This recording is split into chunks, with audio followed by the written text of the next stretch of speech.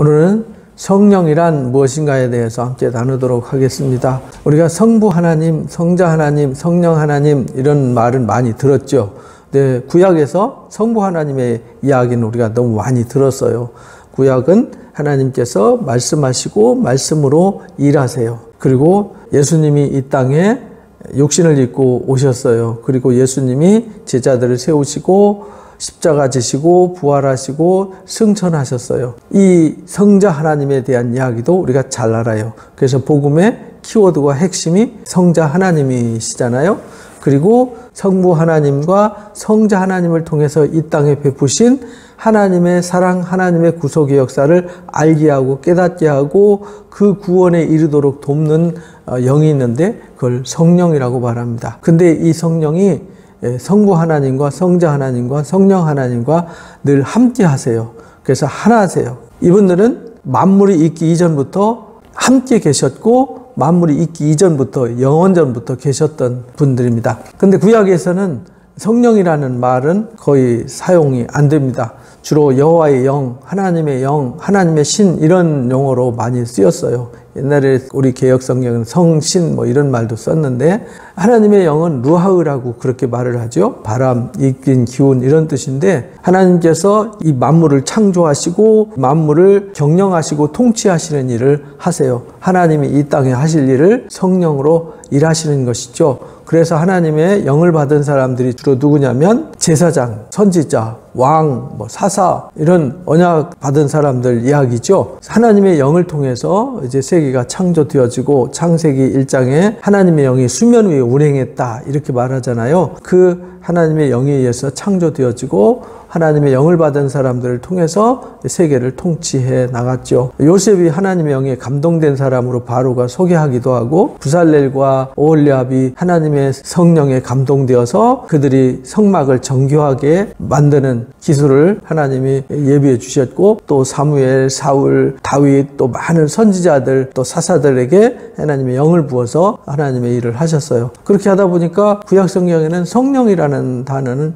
많이 사용하지 않고요. 엘리야가 승천할 때 요청을 하지요. 당신에게 임했던 성령이 나한테 갑절이나 임하게 해주십시오 했을 때 그 엘리사에게 성령이 갑절이나 그 위에 머물러 있게 되었더라 할 때 그때 이제 성령이라는 단어를 썼어요. 우리 성경엔 그때 이제 성령이라고 번역을 했는데 다른 데는 그냥 하나님의 영, 여호와의 영, 하나님의 신 이렇게 사용을 했어요. 그리고 시편에 다윗이 회개시를 쓰잖아요. 그 회개할 때 그렇게 말해요. 주 앞에 나 죄졌다고 쫓아내지 마시고 주의 성령을 나한테 거두지 말아 주십시오 할 때 그때 이제 성령을 사용을 했어요. 그리고는 구약에는 성령이라는 단어가 등장하지 않습니다. 다 하나님의 영, 여호와의 영, 하나님의 신 용어로 쓰여지게 되고요.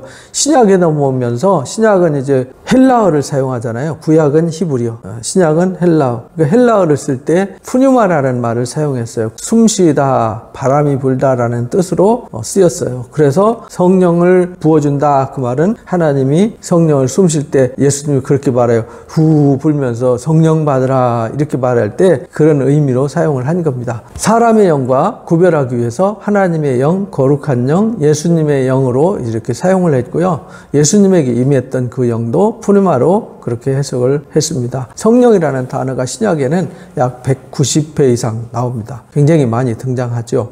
예수님의 모든 사역을 이끌어가는 주체가 이제 성령이 되기 때문에 그렇습니다. 예수님이 오시기 전에 세례 요한이 먼저 등장하잖아요. 그래서 세례 요한이 잉태되었을 때 성령으로 알게 하셨고 모태에서부터 성령이 충만했다 이렇게 말을 해요. 그리고 그 부친도 성령의 충만함을 받아서 예언했다 이렇게 이제 누가복음 소개를 해요. 그리고 누가복음 2장에 보면은 예수님이 탄생했을 때 예수님을 만난 사람들 있잖아요. 예수님을 안아봤던 시므온과 안나라는 사람이 성령이 그 위에 계셨더라 이렇게 말을 해요. 그리고 그가 성령의 지시하심을 받았더라 이렇게 말하면서 성령을 소개하거든요. 그리고 성령의 감동으로 성전에 들어갔다 이렇게 말합니다. 그리고 마태복음에 보면 성령으로 예수님이 잉태된 것이 나타났더라 하면서 예수님의 탄생 당시에 성령 이야기를 많이 해요. 그러니까 성부 하나님과 성자 하나님이 있는데 그 성자 하나님이 아직 나타나지 않았잖아요. 그 성자 하나님이 나타나게 된 그 배경을 알게 하고 그리고 그 사실을 깨닫게 한 것이 누구냐면 성령이에요. 성령으로 잉태된 것이 나타났더라 이렇게 말하고요. 또 이 요셉이 마리아가 잉태했다는 걸 알고 데려오기를 두려워할 때 그에게 잉태된 것은 성령으로 된 거다 이렇게 말을 했잖아요. 그리고 예수님이 이제 세례 받으실 때 탄생하시고 사역을 시작하실 때 세례 받으시잖아요. 그때 하나님의 성령이 비둘기같이 임하더라 이렇게 이제 소개를 해요. 그리고 예수님이 성령에 이끌려서 마귀에게 시험을 받았다 이렇게 말합니다. 그리고 예수님이 제자들 파송하면서 말해요. 너희가 어디 가서 무슨 말 할지 걱정하지 마라. 말씀하시는 이는 너희가 아니라 아버지의 성령이다. 이렇게 말씀하시고 또 예수님이 이 귀신 내쫓는 거 가지고 말씀하시잖아요. 성령을 힘입어서 귀신 내쫓는 거면 이건 귀신의 왕 바알세불이 하는 것이 아니라 하나님의 나라가 그 위에 임하는 거다. 이렇게 가르쳐 주시고요. 또 그를 반대하는 이 바리새인들, 사두개인들 사람들을 향해서 외칩니다. 누구든지 인자를 거역하고 거부하는 건 용서가 되지만 성령을 거역하면은 아무도 사함받지 못한다 할 때 그때 이제 성령 얘기가 나와요. 그리고 마태복음의 성령 이야기는 탄생 당시에 또 제자들 파송할 당시에 그들이 거역할 때 성령을 거역하거나 모독하면은 사함받지 못한다 할 때 쓰고요. 이제 예수님이 자신을 소개할 때 다윗이 성령이 감동되어서 그리스도를 주라고 칭했다라고 하는 시편의 글을 소개하면서 마태복음 22장 43절에 한번 소개하고요. 마지막에 예수님이 부활하시고 승천하시기 직전에 제자들한테 당부하시는 말씀이 너희가 모든 민족을 제자로 삼아서 아버지와 아들과 성령의 이름으로 세례를 주라 할 때 그때 성령 얘기만 나와요. 그러니까 마태복음에는 성령이라는 단어가 많이 나오지 않습니다. 우리가 잘 아는 누가복음 4장에서 예수님이 회당에서 설교를 하기 위해서 성경을 펴시잖아요. 성경을 펴시고 설교를 할 때 예수께서 성령의 능력으로 갈릴리에 돌아가셨다 이렇게 말하잖아요. 갈릴리로 가셨다. 그리고 주의 성령이 내게 임하였으니 라는 그 말씀 이사야서 61장 말씀을 읽으시고 설교하는 내용 거기에 이제 주의 성령이 할 때 그 성령을 소개를 해요. 누가복음에도 앞에 예수님 탄생 당시와 요거 외에는요 성령 이야기가 나오지 않습니다. 주로 성령 이야기가 많이 나오는 복음서는 요한복음이죠. 요한복음에는 물과 성령으로 거듭나야 된다. 예수님의 탄생 얘기는 이 성령 얘기가 나오지 않아요. 오직 말씀이 육신을 입고 이 땅에 오셨다라는 것을 설명할 뿐 이제 예수님이 사역 활동을 하실 때 니고데모에게 말씀하세요. 물과 성령으로 나지 않으면은 하나님 나라에 들어갈 수 없다. 또 성령으로 난 사람은 마치 바람이 임으로 불 때 내가 그 소리가 어디로 와서 어디로 흘러가는지 모르는 것처럼 성령으로 난 사람들도 이와 같다 하면서 이제 성령 얘기를 해요. 그리고는 하나님의 말씀을 전하는 사람, 하나님의 말씀을 말하는 사람들은 하나님의 성령을 한량없이 주시기 때문이다 라는 3장 34절 말씀에 성령 얘기가 나와요. 그리고 7장에 예수님이 누구든지 목마르거든 와서 이 물을 마셔라 이렇게 말하면서 이 배 말할 때 그때 그들이 받을 성령을 가리켜 말씀하셨다라고 사도 요한이 설명하는 얘기에 성령 얘기가 나와요. 그리고는 14장부터 16장까지의 이야기에 보혜사 진리의 성령 얘기가 나오죠. 그러니까 우리가 복음서에 성령 얘기가 많이 나오지 않습니다. 예수님이 탄생할 당시와 예수님이 사역 활동하시고 예수님이 세례받고 등장할 때 예수님을 소개하고 등장할 때만 성령 얘기가 나오고 주로 요한복음 14장 15장, 16장에 내 이름으로 보내실 성령 이렇게 말하거든요. 그가 모든 것을 가르치고 생각나게 할 거다. 그러니까 성령의 사역은 가르치는 일, 생각나게 하는 일, 알게 하는 것이 성령의 사역이라는 것을 가르쳐 주셨어요. 그리고 15장 26절에도 그렇게 말해요. 진리의 성령 오실 때 그가 나를 증언할 거다. 그러니까 성령은 뭐 하는 존재냐면 예수님을 증언하는 존재예요. 그러니까 우리가 성령을 받았다면 예수님을 알아야 되는 거죠. 그래서 16장에 진리의 성령이 오시면 그가 우리를 진리 가운데 인도한다. 그 진리가 뭐냐면 예수님이잖아요. 그 십자가잖아요. 우리를 예수님에게로 인도해서 예수님을 밝히 알게 하는 게 성령의 사역이에요. 그러니까 우리가 성령 받았다, 성령 하면 무슨 막 신비한 뭐 체험하고 막 귀신을 내쫓고 이런 것만 성령이 아니에요. 그런 것은 은사로서 사역이고요.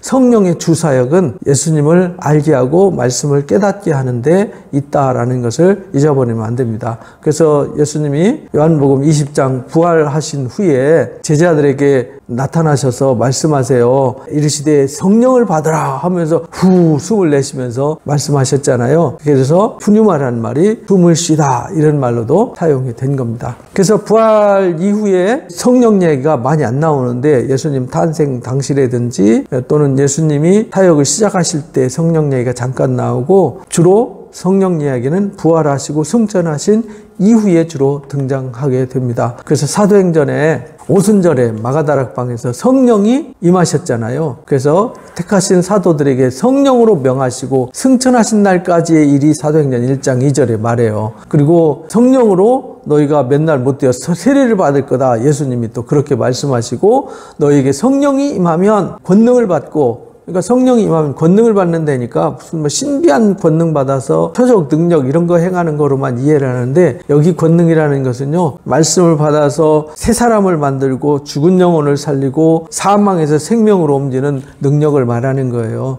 근데 우리는 꼭 신비주의만 생각하잖아요. 그건 잘못된 겁니다. 그래서 성령이 임하면 예루살렘과 온 유대와 사마리아 땅끝까지 복음의 증인이 되는 거다. 그래서 우리가 복음을 전하고 가르치고 알게 하고 깨닫게 하는 게 성령의 역할임을 알 수 있죠. 그래서 사도행전 스토리는 바로 이 성령의 이야기입니다. 그래서 사도행전에 가장 성령 얘기가 많이 나와요. 신약성경에 성령 얘기가 가장 많이 등장하는 성경은 사도행전입니다. 그래서 이들이 성령의 충만함을 받아서 성령이 말하게 하심을 따라서 말하죠. 그것이 방언이에요. 그 방언은 외국 말로 복음을 전하는 거죠. 나도 모르고 너도 모르는 따따부따 방언을 말하는 게 아닙니다. 그래서 사도행전 2장 23절에 약속하신 성령을 아버지께 받아서 내가 너희한테 이 복음을 전한다 라고 베드로가 이제 복음을 전하고 있어요. 그리고 베드로가 그래서 사람들한테 외칩니다. 회개하여 각각 예수 그리스도 이름으로 세례받아라. 그러면 죄사함을 받게 된다. 그리고 성령을 선물로 받게 된다. 그러니까요, 성령은 하나님을 알게 하고 깨닫게 하고 복음을 알게 하고 깨닫게 하고, 그리고 하나님 은혜 속에서 살도록 하는 성령은 하나님의 선물이에요. 하나님께서 세례받고 죄사함을 받은 사람들한테 주어지는 것이 성령의 선물이다. 그래서 사도행전 이제 4장에 이제 본격적으로 사도들이 이제 복음을 전하잖아요. 사도행전 4장 8절에 베드로가 성령이 충만해서 백성과 관리들과 장로들한테 복음을 전해요. 그러면서 다윗의 입을 통해서 성령으로 말씀하시기를 하면서 설교를 해요. 그 일로 인해서 베드로가 위기를 겪게 되잖아요. 복음을 전하지 못하게 막 핍박을 받아요. 그때 성도들이 마음을 모아서 기도했더니 모인 곳이 진동하고 다 성령에 충만해가지고 담대히 하나님 말씀을 전하니라. 그러니까 성령 충만하면 담대히 말씀을 전하는 겁니다. 그리고 이제 사도들이 막 복음 듣고 수많은 사람들이 몰려올 때 재산을 내놓고 공동생활을 하잖아요. 초대교회가 무섭게 막 불타올라요. 그때 아나니아와 삽비라가 성령을 속여가지고 죽는 얘기가 나와요. 그러니까 성령은 진리이기 때문에 거짓이 없어요. 그래서 성령을 속이면 안 된다라는 것을 사도행전 5장에 가르쳐 주셨어요. 그리고 사도행전 6장부터 이제 7집사를 세우잖아요. 그때에 7집사 세울 때, 조직이 커져서 7집사 세울 때 믿음과 성령이 충만한 사람들을 세웠어요. 그리고 성령이 충만한 스데반 집사가 설교하다가 순교하는 얘기가 나오죠. 그리고는 이제 사도행전 8장에 이제 예루살렘의 사역이 끝나고요, 유대와 사마리아로 흩어지기 위해서 하나님이 핍박을 통해서 흩으시잖아요. 그때 그들이 나가서 복음을 전하는데 복음을 전하고 성령 받기를 기도했더라 이렇게 나와요. 두 사도가 내려가 가지고 안수하고 기도했더니 성령이 임했더라 이렇게 이제 이야기하는 얘기가 사도행전 8장 얘기예요. 그러니까 예루살렘에만 성령이 임한 것이 아니라 이제 사마리아와 땅끝까지 성령의 역사가 나타나는 거죠. 그리고 안수로 성령 받는 것을 보고 돈 주고 성령을 살려고 했던 시몬이 혼나는 얘기가 나와요.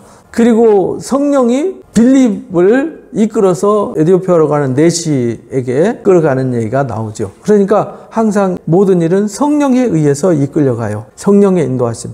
우연 같지만 그 일이 누가 했냐? 성령 충만한 사람, 죄사함 받고 세례받은 사람들, 성령을 선물로 받은 사람들은 이제 성령의 이끌림을 받아요. 그래서 사도행전 9장에 사도 바울이 등장하게 되죠. 그래서 사도 바울이 예수님 만나고 이제 아나니아한테 보냄받아서 그가 이제 눈을 뜨게 되잖아요.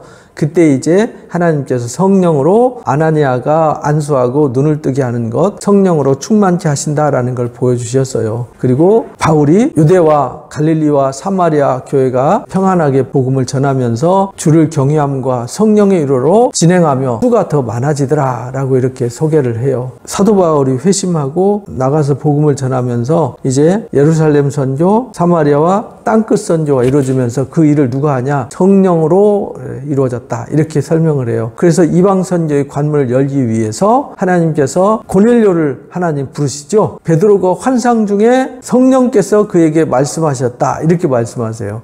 사도 베드로가 고넬료의 청함을 받아가지고 성령의 명하심을 따라가서 성령을 힘입어 복음을 전했어요. 복음을 전할 때 성령이 그 모든 사람들에게 내렸더라. 이래서 이제 이방 선교가 시작된 거예요. 그래서 성령 부어주심으로 말미암아 막 베드로가 주변에 함께했던 사람들이 깜짝 놀란 거죠. 왜냐하면 이방인에게는 복음이 안 전해지는 줄로 알고 있었는데, 그래서 우리와 같이 성령 받았으니 누가 이 일을 금하겠느냐 해가지고 물로 세례를 베푸는 얘기가 나와요. 이 사실 때문에 예루살렘 교회가 난리가 나잖아요. 그때에 이제 베드로가 내가 한 거 아니야. 성령이 내게 명하셔서 가라 해서 나 복음 전했더니 오순절 마가다락방에 우리한테 성령 임하듯이 그들에게 성령이 임하더라. 근데 내가 그걸 어떻게 막을 수 있냐. 이래서 사도행전 11장 18절에 이방인들에게도 복음이 허락되었구나 라는 것을 포용하는 얘기가 나와요. 그래서 사도행전 11장 16절에 너희는 성령으로 세례를 받으라 하신 것이 생각나서 그들한테 세례했었다 라고 소개를 해요. 그리고는 이제 13장에 안디옥 교회에서 이방인 선교사를 파송하잖아요. 그때 선교사 파송을 할 때 주를 섬겨 금식할 때 성령이 이르셨다 이렇게 말해요. 성령이 이르시기를 바울과 바나바를 따로 세워라 이래가지고 성령의 보내심을 따라서 이방 선교를 시작했다 이렇게 말해요. 그리고 가서 복음을 전할 때 성령이 충만하여 그를 주목하고 봤더라. 또 복음을 전했더니 성령과 기쁨이 충만했더라 이렇게 이제 설명을 해요. 13장에. 그리고 이제 1차 선교 끝나고 돌아왔잖아요. 선교 끝나고 나서 율법 문제와 또 이제 복음과의 갈등 문제가 있었어요. 그래서 그 문제를 해결하기 위해서 예루살렘 총회에 모이잖아요. 그때에 성령을 주어 충만케 하셨고 성령과 우리는 이 요긴한 것들 외에 아무 짐도 너에게 지우지 않기를 원한다. 왜냐하면 이 일이 이방인에게 복음이 전해지고 이방인을 허용하신 분이 하나님이신데 우리가 그걸 함부로 막으면 안 된다 해서 항상 중심은 성령을 받았느냐 안 받았느냐, 성령이 임했느냐 안 임했느냐 이걸 가지고 이제 설명을 했어요. 그래서 유럽 선교 가가지고 루디아의 가정에 유럽의 첫 교회가 되잖아요. 이제 유럽으로 이제 바울이 복음을 전하러 가요. 그런데 그때 바울이 2차 선교 가다가 북쪽으로 본도와 비두니아 지방과 갑바도기아와 갈라디아 지방을 거쳐서 삥 이렇게 돌아오려고 그랬는데 예수의 영이 허락지 않더라 이렇게 말하잖아요. 성령이 아시아에서 말씀을 전하지 못하게 하더라. 그래서 무시아로 갔다가 무시아를 지나서 드로아에 가서 마케도니아 사람이 환상행 중에 나타나서 우리를 도와라 해가지고 유럽에 선교를 하게 되는 얘기가 사도행전 16장에 나와요.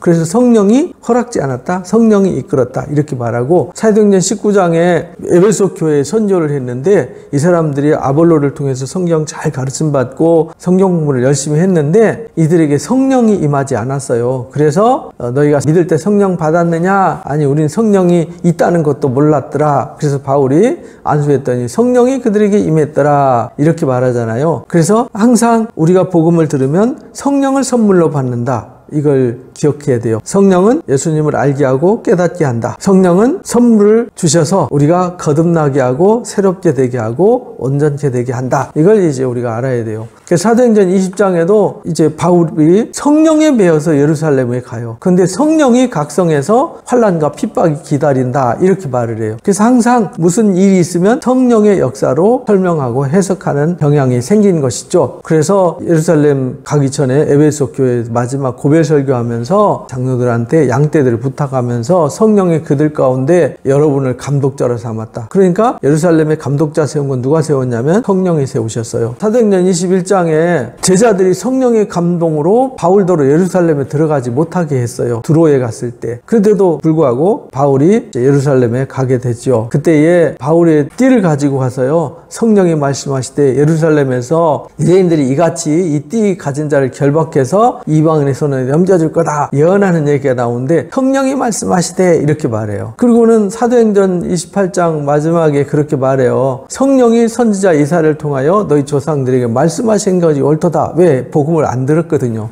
안 듣는 사람 안 들으니까 그 말이 성령이 이사야를 통해서 하신 말씀대로 다 응한 거다. 이렇게 이제 말하죠. 그러고 보니까 사도행전에도 성령예가 많이 나오지만 주로 어떤 상황을 전개해 나가고 새로운 전환점을 만들어가고 새로운 길을 열어갈 때 성령이 역사하고 성령이 알게 하고 깨닫게 하는 일을 한다는 것을 우리가 알 수 있어요.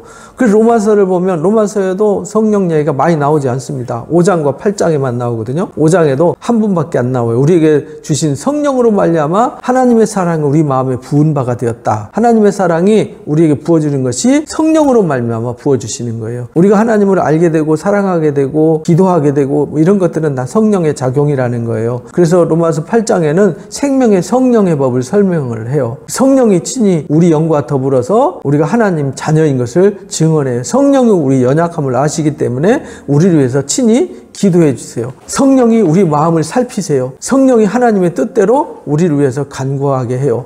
이런 이야기할 때 성령 얘기가 로마서에 나와요. 그리고 로마서 9장에 본인이 자기 동족들을 향한 애타는 마음이 있잖아요. 그때 성령 얘기를 잠깐 해요. 그리고는요 14장에 하나님의 나라는 먹고 마시는 데 있는 것이 아니라 성령 안에서 의와 평강과 희락이 있는 거다. 이렇게 설명을 합니다. 그리고는요 고린도전서에서 이제 성령 얘기가 좀 나와요. 고린도전서에서는 이 십자가의 도 그리고 복음이 전해진 것 뭘로 나타냈냐? 성령으로 나타내셨어요. 그리고 이 십자가의 도를 깨닫게 하는 게 뭐냐면 성령이에요. 그래서 오직 하나님이 성령으로 이것을 보이셨어요. 복음을 보이셨어요. 성령은 모든 것을 아세요. 그래서 성령을 받지 않으면 하나님의 일을 알 수 없어요. 신령한 자들은 신령한 것을 깨달을 수 있어요. 그러니까 우리가 성령 받지 않으면 복음을 알 수 없고 예수님을 알 수 없어요. 그래서 아무리 유명한 학자들도 예수님을 학문적으로는 이해할 수 있지만 예수님을 주라고 고백할 수는 없게 되는 겁니다. 그래서 육에 속한 사람은 하나님의 성령의 일을 받지 않는다라는 논리를 이제 고린도전서 2장에서 가르치는 거예요. 하나님의 성령이 우리 안에 계시다라는 것을 우리가 알아야 된다. 우리가 하나님의 집이다. 하나님의 성전이다. 우리 안에 성령이 계시다라는 걸 성령은 밖에 계시지 않아요. 항상 내 안에 있어요. 내 안에 성령이 있으면 귀신의 영이 들어오지 못하는 거죠. 그리고는 고린도전서 6장에서도 우리가 전이라는 걸 알지 못하느냐 이렇게 말해요. 그리고는 이제 우리가 앞에서 이 배운 말이 뭐냐면 성령으로만 복음을 깨달을 수 있다. 성령이 우리 안에 계신다. 이거 선물이라고 우리가 배웠잖아요. 앞에서 배운 내용 반복된 얘기잖아요. 그리고는 12장에 은사 얘기예요. 성령으로 하지 않고는 예수님을 주님하고 시인할 수 없고 각 사람에게 성령을 나타난 이유는 유익을 주기 합니다. 그러니까 성령을 받았다라는 말은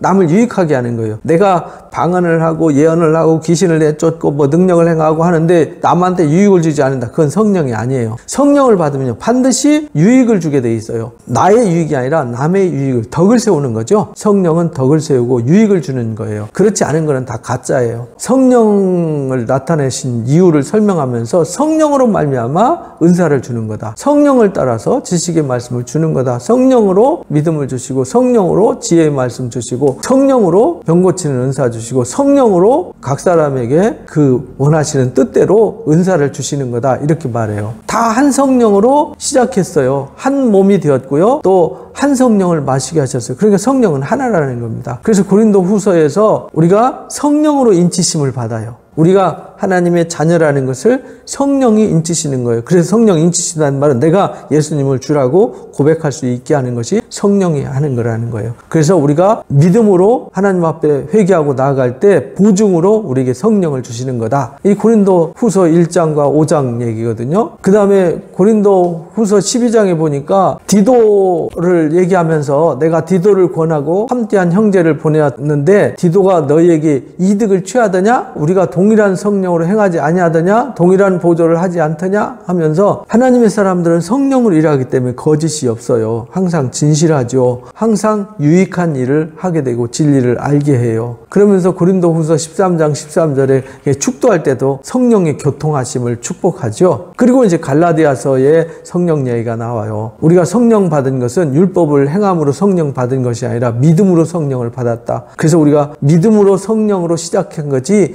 율법으로 율법으로 어떤 행함으로 시작한 것이 아니다. 우리에게 성령을 주시고 우리가 거듭나게 한 것은 믿음으로 된 것이다. 이걸 이제 강조하는 거죠. 우리가 믿음으로 말미암아 성령의 약속을 받게 하는 거다. 갈라디아서 3장에 율법과 믿음에 대해서 설명하면서 그것을 가르쳐 주셨어요. 육체를 따라난 자가 성령을 따라난 자를 핍박하게 되는 거다. 그러니까 성령 받은 사람들은 육체를 낳은 자들로부터 핍박을 받게 되는 것이다 라는 걸 가르쳤어요. 그리고 갈라디아서 5장에 성령으로 믿음을 따라 의의 소망을 우리가 기다리는데 우리가 성령을 따라 행해야 된다. 그래 육체의 욕심을 이루지 않는다. 성령을 따라 행하면 성령의 열매를 맺게 된다. 성령을 위해서 심는 자는 성령으로부터 영생을 거둔다 라는 걸 5장 6장에 가르쳐 주셨어요. 그리고 에베소서에도요, 우리가 그리스도 안에서 믿어서 약속의 성령으로 인치심을 받는다. 믿음으로 인침받는 거라는 것을 앞에 갈라디아서 말씀과 똑같이 가르쳐 주셨어요. 그리고 2장에서 뭐라고 그러냐면 성령이 우리를 하나로 만들어서 한 성령 안에서 하나님 앞에 나아가게 한다. 그래서 우리도 성령 안에서 하나님이 거할 처소가 되기 위해서 함께 지어져 가는 거다. 이렇게 말해요. 그러니까 성령이 하는 일이 뭐냐면요, 하나 되게 하는 거예요. 한 몸, 한 하나님, 한 주님, 한 성령이기 때문에 하나, 그러니까 쪼개고 갈라지고 깨지고 하는 건요, 이거는 성령이 하는 일이 아니에요. 그러니까 항상 우리가 분별력을 가질 수 있는 것은 성령으로 말미암아 분별이 가능한 거예요. 그래서 에베소서 3장에 그렇게 말해요. 5절에 거룩한 사도들과 선지자들이 성령으로 나타내신 것 같이 우리에게도 성령으로 이 복음을 나타내는 것이죠. 그리고 3장 16절에 성령으로 말미암아 우리 속사람을 강건하게 한다. 그러니까 우리가요, 성령 받지 않으면 속사람이 강해지지 않아요. 성령이 하나 되게 하시면 힘써 지키라고 4장에서 가르치셨잖아요. 그래서 성령을 근심되게 하면 안 된다. 오직 성령 충만함을 받아라. 5장에서는 그렇게 가르쳤어요. 그리고 우리가 성령의 검을 가져야 된다. 이렇게 해서 이제 우리가 이 땅 복음으로 살아가는 삶 속에는 우리에게 중요한 것이 예수님을 영접함으로 성령을 선물 받아서 성령의 이끌림 받고 성령의 능력으로 우리가 살아가고 성령의 인치심으로 살아가는 것이죠. 그래서 항상 성령 안에서 기도해야 된다라는 걸 가르쳐 주셨어요. 그리고 빌립보서에서도 예수 그리스도의 성령의 도우심으로 나를 구원에 이르게 한 줄로 안다라고 고백을 해요. 그러므로 성령에 무슨 교제나 긍휼이 있거든 한 마음 한 뜻 한 생각을 가져라 이렇게 말하죠. 그리고 하나님의 성령으로 우리가 봉사해야 된다. 빌립보서 3장 3절에 그렇게 말해요. 골로새에서는 성령이라는 단어가 딱 한 번 나오거든요. 1장 8절에 성령 안에서 너희 사랑 우리에게 알린 자다라고 말하면서 에바브로를 이제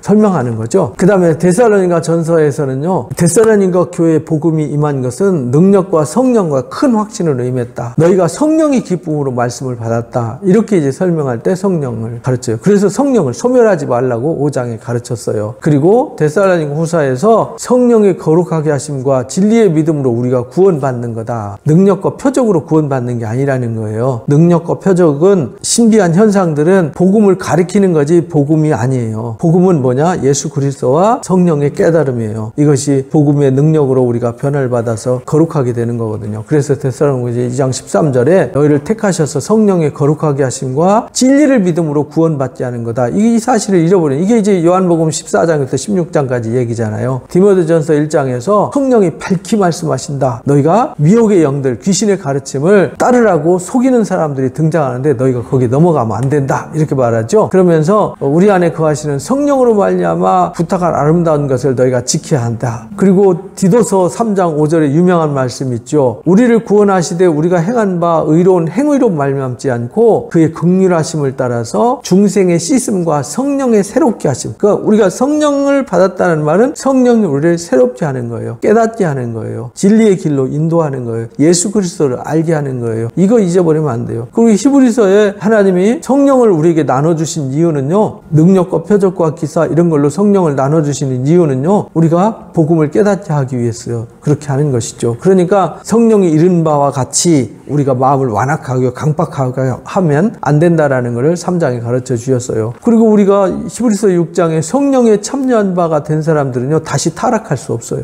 그리고 다시 타락하면요, 다시 회개해서 돌아올 길이 없어요. 그 말은 성령 받은 사람들은요, 삐딱빼딱 안 해요. 쉽게 말하면 타락해서 하나님을 떠나지 않는다는 말입니다. 히브리서 9장 8절에 성령이로서 보이신 것이 첫 장막이다. 그러니까 구약의 성막과 성전 스토리가 예수님이라는 걸 알게 하는 것이 성령으로만 알 수 있는 것이다. 학문으로 아는 게 아니에요. 그래서 영원하신 성령으로 말미암아 흠없는 자기를 하나님 앞에 드려서 피 흘리신 예수님의 피가 우리를 어찌 거룩하게 못하겠느냐, 이렇게 말해요. 그래서 은혜의 성령을 욕되게 하면 안 된다라는 것을 히브리서 10장에서 가르쳐 주셨어요. 그리고 야고보 사도는요, 딱 한 번 성령 얘기를 하거든요. 성령이 시기하기까지 우리를 사랑한다. 성령이 시기하기까지 우리를 사모한대요. 그것을 가르쳐 주셨어요. 베드로전서는 성령의 거룩하게 하심으로 우리가 하나님의 말씀을 순종할 수 있다. 그러니까 우리가 하나님 말씀에 순종하는 사람들은 성령으로 거룩해졌고 씻음을 받았고 새롭게 되었기 때문에 더러운 것을 쫓지 않아요. 거룩하고 의로운 것을 쫓게 되는 거죠. 그래서 그 선지자들, 그 사도들이 복음을 깨닫고 복음을 증언하잖아요. 그것이 계시로 알게 되었는데 하늘로부터 보내신 성령을 힘입어서 복음을 전하는 자들로 이제 우리에게 알린 것이다. 복음은요, 성령을 힘입어서만 전할 수 있어요. 내 머리 지혜로 전하는 것이 아니라는 거죠. 그리고 베드로후서 1장에서 예언은 언제든지 사람의 뜻을 따라 된 것이 아니라 오직 성령의 감동을 받은 사람들이 받아서 기록한 것이 성경이다. 그러니까 성경은요, 성령의 감동하심을 따라서 기록했어요. 디모데후서 3장에서도 성경은 하나님의 감동으로 된 것으로 설명을 하죠. 요한일서에서는요, 뭐라고 말하냐면 3장 24절에 우리에게 진 성령으로 말미암아 우리가 주님 안에, 주님이 우리 안에 거한다는 사실을 알게 한다는 거예요. 그러니까 우리가 주님 안에 거하는지 안 거하는지는 성령으로만 알 수 있어요. 성령 받은 사람들은 주님 안에 거한다는 것을 알게 하세요. 그래서 그 계명을 지키는 자는 주 안에 거하고 주는 그 안에 거한다. 우리에게 진 성령으로 말미암아 그가 우리 안에 거하시는 줄을 우리가 알게 되는 거다. 요한일서 4장 13절에서 그의 성령으로, 그의 성령을 우리에게 주심으로 우리가 그 안에 거하고 그가 우리 안에 거하는 줄을 알게 되는 거다. 그리고 증언하는 이 복음을 증언하고 예수님이 누군지, 우리가 왜 복음을 믿어야 되는지 증언하는 이는 성령이다. 근데 그 성령이 곧 뭐냐? 진리다. 이렇게 말해요. 그러니까 성령은 항상 뭐와 연관이 되어 있냐면요, 진리와 함께 연결되어 있어요. 그래서 요한복음 14장, 15장, 16장에 진리의 성령이라고 말한 거예요. 그러니까 성령과 진리는 하나예요. 그러니까 진리의 말씀이 있는 곳에 성령도 함께하고 성령이 있는 곳에 말씀이 있고 이런 거예요. 말씀이 있는데 성령이 없고 성령이 있는데 말씀이 없으면 다 가짜예요. 그걸 이제 명확하게 가르쳐 준 거예요. 그래서 신비주의나 잘못된 그노시스즘에 속지 말라는 거죠. 그래서 우리에게 성령으로 말미암아라는 단어를 기억하라. 성령과 물과 피로 우리에게 증언을 했는데 이것은 셋이 앞에서 하나다, 이렇게 가르쳐 주셨어요. 유다서에도 분열을 일으키고요, 말썽을 일으키는 사람들은 성령이 없는 사람이라는 것을 가르쳐 주셨어요. 유다서 1장 19절에 분열을 일으키는 사람들은요, 육에 속한 자이기 때문에 성령이 없는 자예요. 그래서 지극히 거룩한 믿음 위에 자신을 세우고 성령으로 기도하는 사람이 돼야 된다라고 유다서가 우리에게 권고를 하고 있어요. 그리고 요한계시록에는요, 사도 요한이 성령이 감동되어서 주님의 음성을 들어요. 그리고 성령이 교회들에게 말씀하세요. 2장 3장에 아시아에 있는 7교회 성령이 교회들에게 하시는 말씀을 들어라, 성령이 교회들에게 하시는 말씀을 들어라 7번 반복해요. 그리고 사도 요한이 성령이 감동되어서 하늘 보좌를 보게 돼요. 그것이 4장 2절 얘기죠. 그리고는 5장부터 6장, 7장, 8장, 9장, 10장, 11장, 12장에 성령의 얘기가 나오지 않아요. 14장에 나와요. 지금부터 주 안에서 죽는 자는 복이 있다. 성령이 이르시되 그렇다, 이렇게 말하죠. 성령 얘기는 14장에 나와요. 이제 앞에는 뭘로 나오냐면 7영으로 나와요. 그래서 계시록에는 7영, 7등불 이렇게 등장해요. 또 하나님의 눈, 그 눈은 하나님의 7영이더라. 이렇게 영, 눈 이렇게 설명을 해요. 그러니까 계시록에는 성령이라는 단어보다는 이제 7눈, 또 7영 이런 말로 쓰여지기도 한다라는 걸 잊지 마시기 바랍니다. 그래서 계시록 17장에 성령으로 나를 데리고 광야로 가서 이제 깨달음을 주시죠. 보니 붉은 빛 짐승을 탄 자를 보여줘서 짐승의 정체를 알게 해주시죠. 그리고 계시록 21장에 이제 성령으로 나를 데리고 가서 높은 산에 올라가서 하나님께서 하늘에서 내려오는 준비된 어린 양의 신부처럼 준비된 새 예루살렘 성을 보여주죠. 성령으로. 그리고 계시록 22장 17절 마지막으로 성령과 신부가 말씀하시기를 오라 하시는도다. 듣는 자도 오라 하고 목마른 자도 오라 한다. 원하는 자도 값없이 생명수를 받으라 하더라 하면서 하면서 성령 얘기가 끝나요. 그러니까 우리가 지금 이제 성경 66권에 나온 성령 얘기를 제가 다 쏟아서 설명을 드린 거예요. 그러니까 이 성령 얘기는 아주 중요한 것이죠. 이게 요약해보면 금방 알 수 있어요. 하나님이 성령으로 일하세요. 예수님도 뭘로 일하냐? 성령으로 일하세요. 그런데 성령은 뭐와 일하냐? 진리와 함께 일해요. 그러니까 성령을 받았다면 예수님을 알고 하나님을 알게 되고, 성령이 함께하면 예수님도 함께하고 하나님도 함께해요. 성령이 함께하면 우리가 주님 안에 있고 주님은 우리 안에 있음을 알게 해요. 그러니까 성령으로 하지 않고는 우리가 알 수 있는 일이 없어요. 그래서 예수님이 마지막 때에 진리의 성령을 통해서 우리를 진리로 알게 하고 진리의 길로 인도해요. 진리를 쫓는 사람들을 묶고 표적과 능력과 기적과 신비한 이상한 신비주의 쫓는 사람들 따로 묶어요. 그 사람들에게는 진리가 소용없어요. 진리보다는 그걸 더 중요하게 여기잖아요. 그래서 그것을 가르쳐주는 얘기가 성령입니다. 성령 얘기가 굉장히 길죠. 이걸 짧게 하려고 그랬는데요. 짧게 하는 것보다는 성경 전체를 한번 성령에 대한 이야기를 해주고 싶었어요. 그래서 오늘 성령에 대해서 함께 나눴습니다. 여러분들은 예수님을 믿음으로 죄 씻음을 받았고 여러분들에게 성령을 선물로 주셨습니다. 그러면 여러분들은 진리를 갈구하고 사모하고 예수님을 사랑하고 하나님을 사랑하고 이웃을 사랑하는 마음, 이 마음에 주신 거예요. 그 마음이 있는 것이 정상인 것입니다. 그래서 성령 받은 사람이 되어야 되는 것이지 성령이 없는 사람처럼 갈등과 육체의 열매를 맺는 사람이 되면 안 된다. 성령 받은 사람은 성령의 열매를 맺는다. 그래서 그 나무는 열매를 보면 안다라는 사실을 가슴속에 깊이 새기시기를 주님의 이름으로 축복합니다.